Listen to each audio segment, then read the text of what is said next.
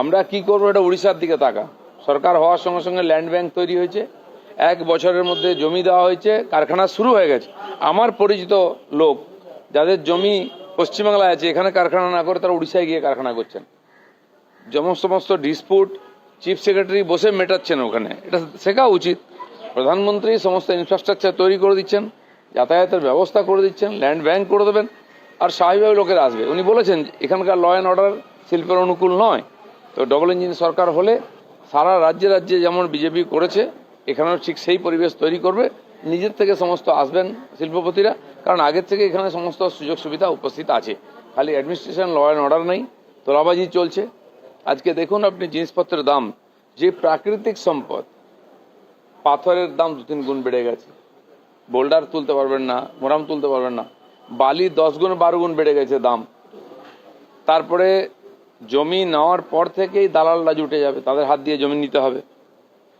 এখানে যদি বর্ডার দেন আপনি, বাউন্ডারি, তাদের হাত দিয়ে তাদের লোক নিতে হবে, তাদের সিমেন্ট বালি রড তাদের কাছ থেকে নিতে হবে, তাদের দামে নিতে হবে, তাদের পরিমাণে নিতে হবে, তারপর শিল্প হবে কি করে? পঞ্চায়েত অফিস ও ব্লক অফিসে সমস্ত তালিকা টাঙিয়ে দিতে হবে। একই সঙ্গে সুপ্রিম কোর্ট নির্দেশ দিয়েছে যে কেউ যদি শুনানি পর্বে চায় কাউকে সঙ্গে করে নিয়ে যেতে পারবে, মানে বিএলএরাও কিন্তু এবার থেকে থাকতে পারবে। তারপরে তৃণমূলের দাবি যে বিজেপির খেলা শেষ, এসআইআর এ বিজেপির খেলা শেষ, এবার কোর্টে হারালাম, এপ্রিল মাসেও হারিয়ে দেবো। খেলা তো হবে এপ্রিলে, দেখা যাবে কে খেলবে। 58 লক্ষ বাদ গেছে, তো হিয়ারিং তো এখনো শেষ হয়নি, কমপ্লেন নেওয়া হচ্ছে এখনো। ওনারা ভাবছেন যে বিডিও অফিসকে, বিএলও অফিসকে ঘিরে দিয়ে এসডিও অফিসকে প্রক্রিয়াটাকে থামিয়ে দেবেন, করতে দেবেন, সেটা হবে না। ইলেকশন কমিশন কন্ডিশন দিয়েছেন যাতে সুস্থভাবে হয়, সেটা হবেই। সুপ্রিম কোর্ট সবসময় তার যেটা ঠিক মনে হয় সেটা দেন, কে ব্যাকফুট কে ফ্রন্ট ফুটে নয়।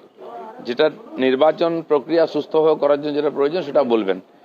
কান মুলে দিচ্ছে রাজ্য সরকারের প্রতিদিন, তাতে কি হয়ে গেছে? তো সেই জন্য নির্বাচন কমিশন যেটা করেছেন, সুপ্রিম কোর্ট সেটাকেই সাপোর্ট করছে যাতে সুস্থভাবে হয়। এটা ঠিক ট্রান্সপারেন্ট হওয়া উচিত। বিভিন্ন জায়গায় জেলা জেলা ফর্ম 7 পুড়িয়ে দেওয়া হচ্ছে এবং আগুন জ্বলছে এবং বিক্ষোভ চলছে।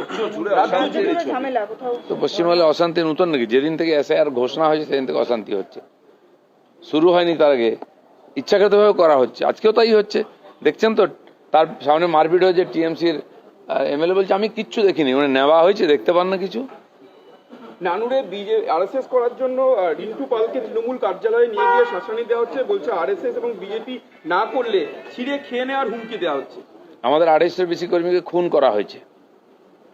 বিজেপির কর্মী আছে, তার মধ্যে আরএসএস, বিশ্ব হিন্দু পরিষদ, যত আমাদের রাষ্ট্রবাদী সংগঠনের কর্মীরা আছেন, বাড়িঘর ভেঙে দেওয়া হয়েছে, ঘর ছাড়া হয়েছে। অত্যাচারের শেষ সময় পৌঁছেছি আমরা, কিন্তু ওরা যত ইলেকশন আসছে আবার ভয় দেখানোর চেষ্টা করছে। যে 58 লাখ নাম বাদ গিয়েছে এখনো পর্যন্ত, এই সংখ্যাটা কততে পৌঁছাতে পারে আপনার কোনো? না, আমরা তো বলেছিলাম যে 1 কোটির বেশি হবে, তো কমপ্লেনই করতে দিচ্ছে না যাতে বাদ না যায়। আমার মনে হয় নির্বাচন কমিশন বাস্তব পরিস্থিতি জানেন, তারা নিশ্চয়ই রাস্তা বার করবেন। আর কালকে আমরা দেখলাম যে আমা স্ট্রিটে শ্যামসুন্দরী কালী মন্দিরে ওখানে দেখা গেল যে ভক্তরা দাঁড়িয়ে ছিল ঘন্টার পর ঘন্টা, সেখানে পুলিশ লাঠিচার্জ করলো। অথচ দেখলাম যে বেলডাঙ্গায় যেখানে সংখ্যালঘুদের অবরোধে, সেখানে কিন্তু নীরব দর্শক পুলিশ। হিন্দু তীর্থযাত্রী, হিন্দু ভক্ত, এদের উপরেই পুলিশ অত্যাচার করে পশ্চিমবাংলায়। উগ্রবাদী, সাম্প্রদায়িক, অনুপ্রবেশকারী মুসলিম যারা রাস্তাঘাট বন্ধ করেছে, ট্রেন বাস জ্বালিয়ে দিয়েছে, তার উপরে লাঠি চালাতেও দেখি না, এটা এফআইআর করতেও দেখি না। মমতা ব্যানার্জির পুলিশ এটাই করে দেখাচ্ছে, এটাই সেকুলারিজম এখানে। আমাদের ভিডিও ভালো লাগলে লাইক এবং শেয়ার করুন। কমেন্ট সেকশনে গিয়ে জানান আপনাদের মতামত। আরও ভিডিও পেতে আমাদের চ্যানেল সাবস্ক্রাইব করুন এবং প্রতি মুহূর্তে খবরের আপডেট পেতে প্রেস করুন বেল আইকন।